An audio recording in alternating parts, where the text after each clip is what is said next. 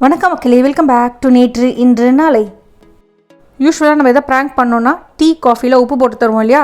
ஆனால் நிஜமாகவே காஷ்மீரில் டீயில் வந்து உப்பு போட்டு தாங்க சாப்பிடுவாங்க.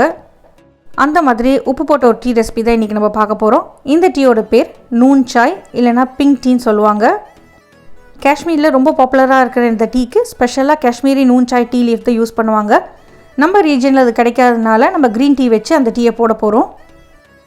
முதல்ல இந்த டீ பண்ணுறதுக்கு ஒரு பாத்திரத்தில் 2 கப் தண்ணி எடுத்துக்கலாம்.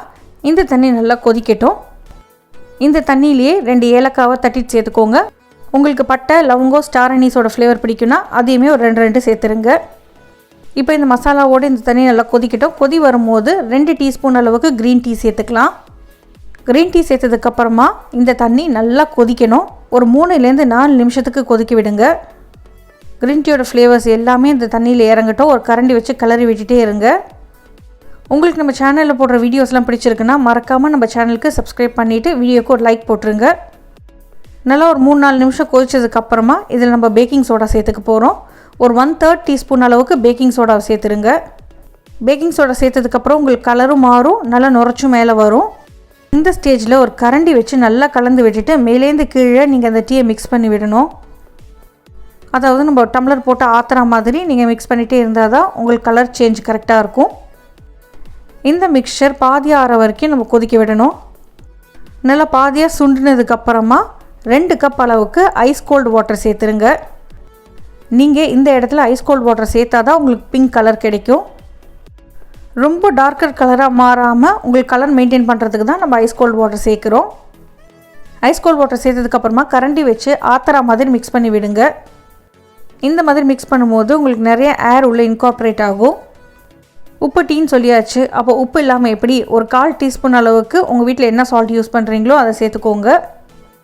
உப்பு சேர்த்ததுக்கப்புறம் கலந்து விட்டுட்டு ஒரு 10 நிமிஷத்துக்கு இந்த டீ மிக்சரை நல்லா கொதிக்க விடுங்க.